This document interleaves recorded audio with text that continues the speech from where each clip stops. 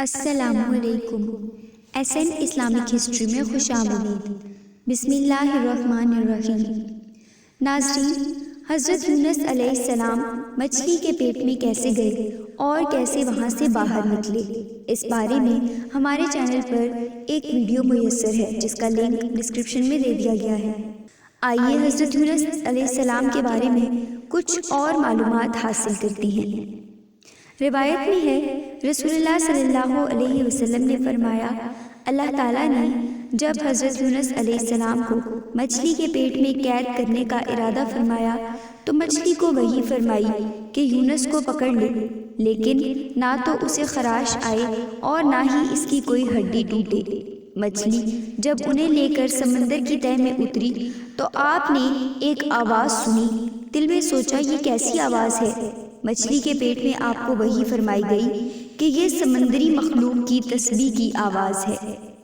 حضور نبی کریم صلی اللہ علیہ وسلم فرماتے ہیں کہ حضرت یونس علیہ السلام نے مچھلی کے پیٹ میں اللہ کی پاکی بیان کی۔ فرشتوں نے آپ کی تسبیح سنی تو عرض کرنے لگے، پروردگار، ایک کمزور سی آواز زمین سے سننے میں آئی ہے۔ اللہ تعالیٰ نے فرمایا، یہ میرا بندہ یونس ہے، اس نے میرے حکم کی عدولی کی، میں نے اسے مچھلی کے پیٹ میں قید کر دیا، اب وہ سمندر میں ہے۔ فرشتوں نے عرض کی، یا اللہ، جس کی طرف سے تیرے حضور روزانہ صبح و شام عملے صالح چلتے رہے۔ اللہ تعالیٰ نے فرمایا، ہاں۔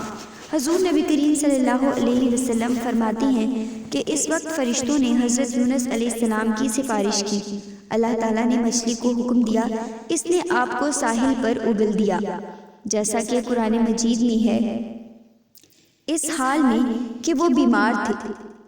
ابن ابی حاتم نے اپنی تفسیر میں حضرت انس رضی اللہ تعالی عنہ سے روایت کی ہے کہ حضور نبی کریم صلی اللہ علیہ وسلم نے فرمایا، حضرت یونس علیہ السلام پر جب یہ حقیقت کھلی کہ وہ ان کلمات سے دعا کریں جبکہ وہ مچھلی کے پیٹ میں تھے، آپ نے عرض کی، اے اللہ، تیرے سوا کوئی معبود نہیں، تو پاک ہے، بے شک میں ہی حد سے تجاوز کرنے والوں سے بھی۔ یہ دعا عرش تک پہنچی۔ ملائکہ نے عرض کی، پروردگار، ایک جانی پہچانی کمزور سی آواز اجنبی دنیا سے آ رہی ہے۔ اللہ تعالیٰ نے فرمایا، کیا تم اسے پہچانتے ہو؟ کہنے لگی، نہیں۔ خدایا، وہ کون ہے؟ اللہ تعالیٰ نے فرمایا، وہ میرا بندہ یونس ہے۔ اس بات پر فرشتوں نے حضرت یونس علیہ السلام کے لیے درخواست کی تو اللہ تعالیٰ نے مچھلی کو حکم دیا کہ وہ حضرت یونس علیہ السلام کو سمندر کے ساحل پر اگل دے۔ جب مچھلی نے سمندر کے ساحل پر حضرت یونس علیہ السلام کو اگلا تو وہ بہت ہی بیمار حالت میں تھے۔ حضرت ابو ہریرہ رضی اللہ تعالیٰ عنہ سے روایت ہے کہ نبی کریم صلی اللہ علیہ وسلم نے فرمایا، مچھلی نے حضرت یونس علیہ السلام کو کھلے میدان میں ڈال دیا، وہاں پر ایک بوٹی اگ آئی۔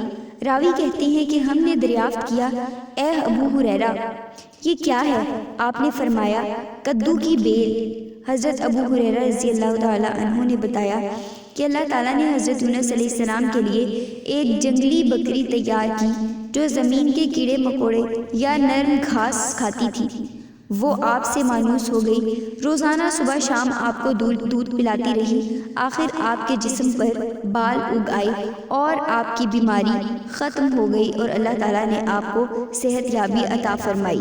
ناظرین، روایات میں آتا ہے کہ کدو کی بیل اگانے میں کئی حکمتیں تھیں۔ ایک تو اس کے پتے بہت نرم، زیادہ اور بہت سایہ دار ہوتے ہیں۔ دوسرا، مکھی اور مچھر اس کے قریب نہیں آتے۔ تیسرا، اس کا پھل شروع سے آخر تک کھایا جاتا ہے۔ اسے کچا بھی کھایا جا سکتا ہے اور سالن پکا کر بھی۔ اسے چھلکے اور بیج سمیت بھی کھایا جاتا ہے۔